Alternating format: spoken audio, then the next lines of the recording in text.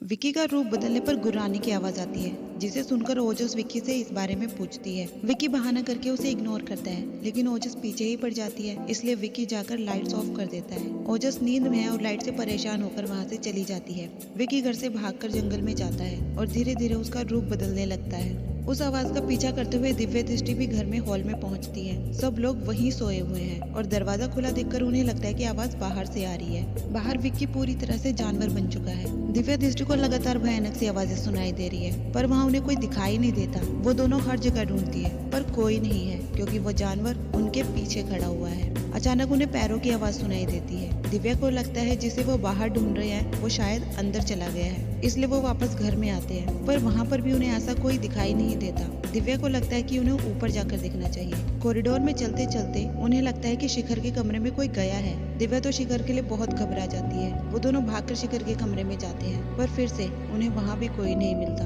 दिव्या को कुछ समझ नहीं आ रहा, कोई अंदर आता है पर कोई होता नहीं है। दोनों को फिर से कमरे के बाहर परछाई नजर आती है और वो उसका पीछा करते हुए बाहर चले जाते हैं। विक्की फिर से जानवर से इंसान का रूप लेता है और शिखर के कमरे से बाहर निकलता है। शिखर विक्की को अपने कमरे से बाहर जाते हुए देख लेता है। वो भी सोचता है कि विक्की यहाँ क्यों आया था। दिव्या सोच सोच कर परेशान है कि परछाई किसकी है। पहले विद्या की किताब का इस घर में मिलना, फिर भयानक सी आवाजें सुनाई देना, फिर पैरों की आवाज। उसे लगता है ये सब आपस में कनेक्टेड है। उन दोनों को गुफा में दिखी हुई परछाई भी याद आती है और गुरुजी ने भी कहा था कि एक अतीत जो बीत कर नहीं बीता है और उसी अतीत में उन्हें भविष्य के जवाब मिलेंगे। उन्हें लगता है गुफा में जो परछाई थी और घर में जो परछाई है वो एक ही है, पर वो परछाई किसकी हो सकती है। दूसरी ओर महिमा विक्की से सीरियसली जानना चाहती है कि उसे कैसी लाइफ पार्टनर चाहिए, क्योंकि ओजस उसे बता चुकी है वो दिव्या को पसंद करता है। वो विक्की से पूछती है अगर वो चाहता है तो महिमा दिव्या के बारे में सोचेगी, और दिव्या अब भी गुफा में दिखी परछाई के बारे में ही सोच रही है। अचानक से दिव्या को एक भयानक जंगल में भागते हुए दिखाती है और वो शादी के जोड़े में है। ये विजन दिखते ही दृष्टि डर कर उठ जाती है, पर उसका माथा तुरंत नॉर्मल हो जाता है। वो दिव्या को इस बारे में बताती है, लेकिन दिव्या इग्नोर करती है। उसे लगता है कि दृष्टि ने कोई बुरा सपना देखा है। अगर विजन देखा होता तो उसका माथा ग्लो कर रहा होता, पर ऐसा नहीं है। दिव्या सारी बातें सुनकर कहती है कि अगर वो शादी के जोड़े में भाग रही थी, इसका मतलब वो शादी से भाग रही थी, तो अच्छा ही है। इस पर दृष्टि उसे प्यार से समझाती है कि उसे भी उसका प्यार कभी न कभी जरूर मिलेगा। इस बात से दिव्या को सिर्फ शिखर याद आता है। दृष्टि जानना चाहती है अगर दिव्या की लाइफ में कोई ऐसा है तो वो उसे बता सकती है, पर दिव्या कहती है कि उसकी लाइफ में शादी के अलावा बहुत सारी इंपॉर्टेंट चीजें हैं। अभी उन्हें परछाई के बारे में भी पता लगाना है, और दोनों को लगता है कि इस बारे में उन्हें रक्षित से बात करनी चाहिए और एक बार गुफा में भी जाकर देख लेना चाहिए। उनके पास तो पंख की सवारी भी है।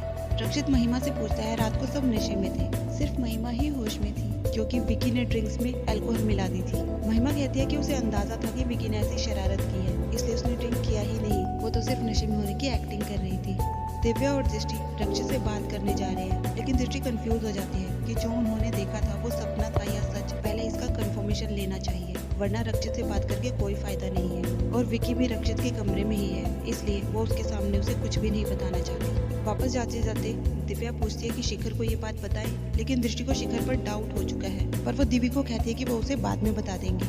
अपना सच जानने के बाद शिखर अब भी बहुत बेचैन है और सारी बातें याद करके बहुत फ्रस्ट्रेट होता है। उसे पता है वही शिखर है, तो वो इतने साल नर्क में सजा क्यों काट रहा था, क्या रीजन था। सुबह होते ही दिव्या दृष्टि अपने जादुई पंख पर सवार होकर एंजॉय करते हुए गुरुजी की गुफा के बाहर पहुंचते हैं। वो काफी इमोशनल भी है, क्योंकि कई साल पहले उनकी माँ विद्या भी यहीं आई थी।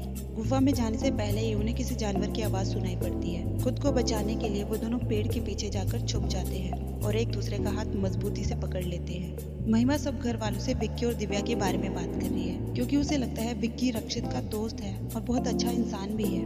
बाकी सब और रक्षित को लगता है कि ये काफी जल्दी हो रहा है और कुछ अजीब सा लग रहा है, क्योंकि शिखर और दिव्या की दोस्ती भी काफी अच्छी है। रक्षित को लगता है विक्की या शिखर से नहीं, बल्कि दिव्या से इस बारे में बात करनी चाहिए। अश्लेषा और बाकी सब सिर्फ इतना ही चाहते हैं, वो किसी को भी चुने, बस हमेशा खुश रहे, जैसे वो पहले रहती थी जब वो इस घर में आई थी।